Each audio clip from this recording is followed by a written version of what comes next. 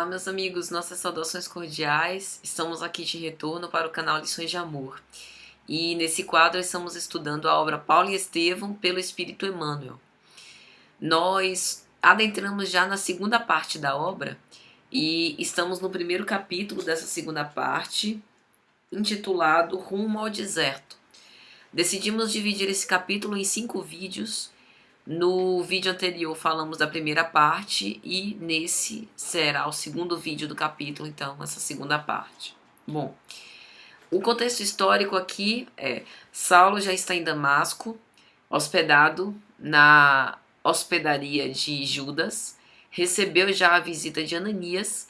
Ananias foi intermédio da cura da sua cegueira e nesse momento ele já está lá no quarto com Ananias, confabulando, os dois se abraçaram na lídima fraternidade. Nós também falamos no vídeo anterior que Saulo foi até a casa de Sadoc, que era seu amigo fariseu, e Sadoc não o recebeu, sob receio devido à sua nova condição de convertido ao cristianismo. Jacó, que é o servo que estava acompanhando Saulo, voltou para Jerusalém. Então, Saulo estava ali agora com Ananias, que era um amigo, um novo amigo dessa sua nova fase de caminhada. Bom, vai dizer Emmanuel que depois de recobrar as vistas, ele se sentia um novo homem. Recebeu um acréscimo de energias e é como se sua vida tivesse toda passada, com um retrospecto em apenas 1 minuto.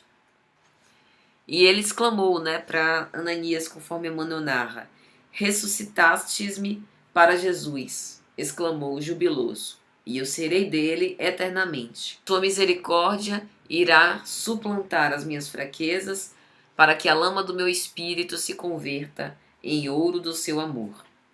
E a partir daquele momento, Ananias começa a contar tudo o que sabe com respeito à vida de Jesus, narrando os fatos históricos, desde os primeiros passos da sua trajetória, do seu messianato, até a dolorosa tarde no Calvário.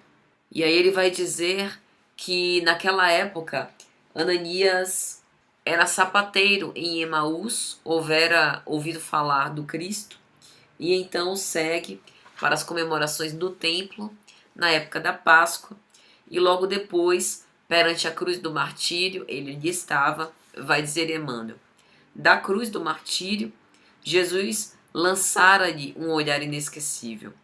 Para o seu espírito, aquele olhar traduzia um chamamento sagrado que era indispensável compreender.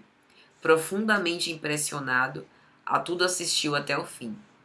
E depois da cena do martírio, ele procura Simão Pedro, decide aceitar o evangelho sem hesitação, volta a Emaús, dispôs de todos os seus bens e segue os apóstolos galileus em Jerusalém, associando-se às atividades então na Igreja do Caminho. E durante essas narrativas emocionantes de Ananias, Saulo sente o peso dos seus remorsos acerbos, dos seus pensamentos. Vai dizer Emmanuel: a referência às perseguições avivava os remorsos. E é o próprio Saulo quem diz que, se acaso Cristo não tivesse se compadecido da situação de Saulo, ele estaria agora em Damasco, perseguindo, prendendo e levando Ananias para o tormento até a morte. Mas o próprio Ananias o salvava do pecado e transformou Saulo no escravo voluntário e feliz do próprio Cristo. E aí Ananias continua a falar de Saulo sobre Jesus, e em especial da época em que vai para a estrada de Jope falar com Abigail. E Emmanuel vai narrar: Zacarias tinha sob o seu teto um verdadeiro anjo do céu. Era a jovem Abigail que, depois de receber o batismo de minhas mãos, confessou que te amava muito. Falava do teu amor com uma ternura ardente, e muitas vezes me convidou a orar pela tua conversão em Jesus Cristo. E aí ele vai dizer que, desde que a viu pela primeira vez, sabia que provavelmente ela não passaria muito tempo sobre a terra. As cores esmaecidas, o brilho intenso dos olhos, ela parecia um anjo exilado, mas rogava ardorosamente a Jesus a sua conversão ao Cristo. E aí Saulo, emocionado com todas aquelas narrativas e grato a Jesus e sobretudo a Abigail, que com certeza houvera funcionado como intermediária ou intercessora para a sua conversão, pergunta a Ananias e chama-o de mestre e pergunta onde ele poderia receber ou ler, através de uma cópia do Evangelho, os ensinamentos de Jesus. E é interessante porque Ananias faz uma correção: não me chames mestre, mestre é só o Cristo, nós somos apenas instrumentos e seus discípulos por acréscimo de sua misericórdia. Mas, embora eu tenha alguns pergaminhos aqui e a entrega o que tem para Saulo, nós poderemos obter uma cópia direta na Casa do Caminho, em Jerusalém. E aí, Saulo começa a compulsar aqueles escritos e diz: precisamos estudar um meio de difundir a nova revelação com a maior amplitude possível. Jesus é um socorro do céu, e Evangelho significa boas novas, e essas boas novas devem ser propagadas de uma forma impostergável. E é interessante porque nós, refletindo sobre isso, pensamos que se Saulo fosse nosso contemporâneo, provavelmente ele se utilizaria, né, das tecnologias, das mídias sociais, das redes sociais, para poder difundir essas verdades eternas. E aí Saulo confabula com Ananias com respeito aos seus planos. Pergunta: acaso conhece um fariseu chamado Sadoc?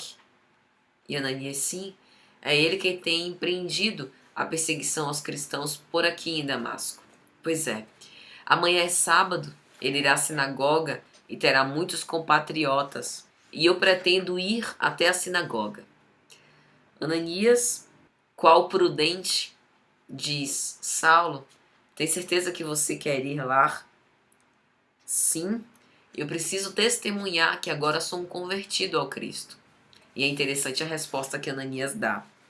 Sim, não digo que fujas do testemunho, mas devo encarecer a maior prudência nas atitudes, não pela doutrina do Cristo, superior e invulnerável a quaisquer ataques dos homens, mas por ti mesmo. Saulo: não, por mim nada posso temer. Jesus me restituiu a luz dos olhos e não deixará-me desamparado.